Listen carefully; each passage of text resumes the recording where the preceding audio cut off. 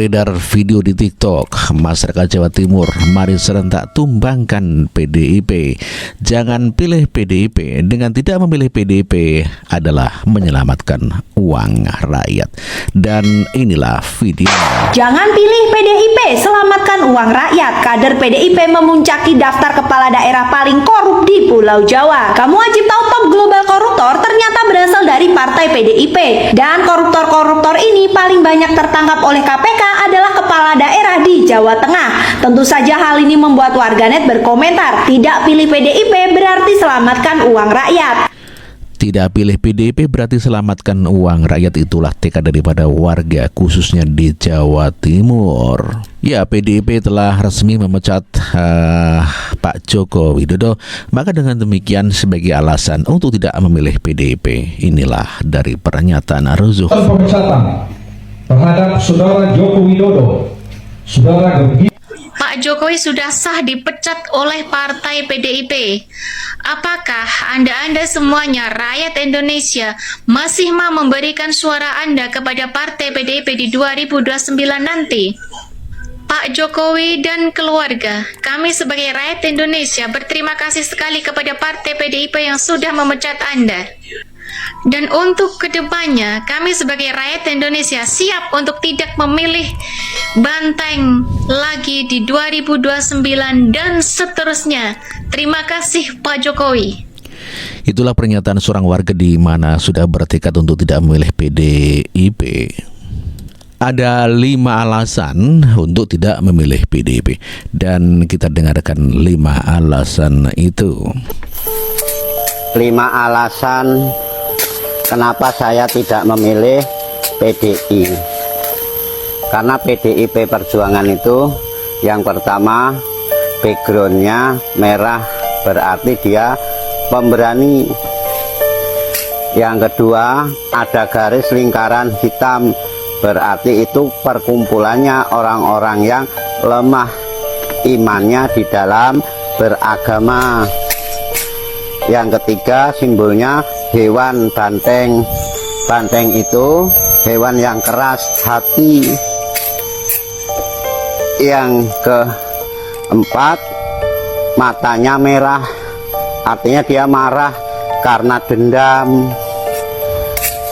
Yang kelima, mulutnya moncong putih, itu tanda kemunafikan.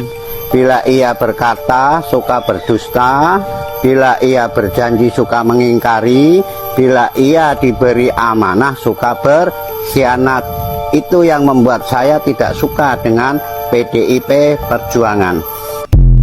Itulah tadi pernyataan suara di mana ada 5 alasan untuk tidak memilih PDIP dengan simbol-simbol yang ada di partai PDIP itu. Tenggelamkan PDIP, stop pilih banteng, ya, di mana Megawati mengatakan semuanya adalah ya kader PDIP atau ya petugas partai, ya.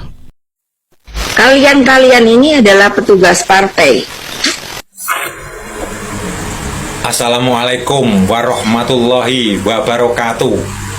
Saya di sini mau mengedukasi pada masyarakat semua supaya 5 tahun ke depan tidak tersalah pilih lagi.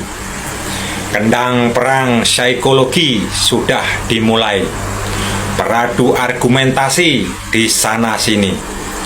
27 November 2024, stop pilih PDI, stop pilih banteng. Mari kita patahkan, mari kita patahkan tanduk-tanduk banteng di kontestasi pilkada serentak di daerah provinsi, kota, dan kabupaten. Jangan sekali-sekali memilih kandidat yang terafiliasi dengan banteng. Seloyal apapun kandidat yang didukung oleh banteng, mereka cuma petugas partai. Perlu digarisbawahi, petugas partai, yang artinya mereka tidak bekerja untuk rakyat, melainkan bekerja untuk partai. Maka dari itu, mari kita pilih calon yang didukung oleh Prabowo dan Gibran yang mempunyai visi dan misi memberantas korupsi sampai ke akar-akarnya. Satu suara Anda tidak memilih banteng, berarti Anda sudah mencegah terjadinya korupsi di daerah provinsi, kota, dan kabupaten. Satu suara Anda tidak memilih banteng, berarti Anda sudah menyelamatkan uang rakyat. Wassalamualaikum. Ini dia beberapa aset negara yang dijual oleh mama kalian. Di masa kepemimpinannya, Megawati memperoleh kritik karena menjual Indosat yang saat itu berstatus BUMN, dan cukup menguntungkan. Indosat dibeli oleh perusahaan Singapura, ST Telemedia. Saat itu ST Telemedia membeli Indosat dengan harga 5,6 triliun rupiah untuk 41,9% saham. 5 tahun kemudian, ST Telemedia menjual kepemilikan sahamnya. Kabar ini pun membuat publik naik pitam, di mana ST Telemedia menjual sahamnya dengan harga 16,7 triliun dan dibeli oleh Qatar Telecom (QSC). Setelah diakuisisi oleh Qatar Telecom, Indosat pun berubah nama menjadi Indosat Ooredoo. Megawati juga pernah menjual hak eksplorasi ladang gas dengan harga yang murah, yang membuat negara sedikit merugi. Meski dikecam banyak pihak, kubu Megawati menyebut keputusan ini sudah benar, karena dulu harga gas belum setinggi hari ini. Salah satu gas yang dijual murah adalah gas dari lapangan Tangguh Papua ke Cina. Coba Anda lihat, Harun Masiku itu sudah 3 tahun. 3 tahun lebih. Ya? Iya, 3 tahun lebih. Si Nazarudin itu bendahara partai berkuasa waktu itu. Anggota DPR. Lari ke Singapura, kemudian ke Malaysia, kemudian Cina, terus terakhir di Kolombia. Tapi presiden waktu itu punya komit untuk membantu pemberantasan korupsi. Kenapa akhirnya Pak Jokowi berbeda paham dengan PDIP misalnya? Saya bisa menganalisisnya bukan karena kecenderungan pribadi, tapi karena adalah akibat daripada kita nggak menata sistem dengan baik. Misalnya Pak Jokowi dipilih rakyat, tapi kita tahu bahwa ada intervensi besar selama beliau memimpin dari belakang, dan itu tidak nyaman, Bang. Otomatis itu tidak nyaman. Ya. Dan itulah yang menciptakan mekanisme dalam diri Pak Jokowi untuk berpolitik yang tidak diketahui oleh partainya, karena ada gangguan, Bang. Itu kalau kita ungkap secara lebih belak-belakan, nantilah kita tulis ini sebagai pelajaran politik.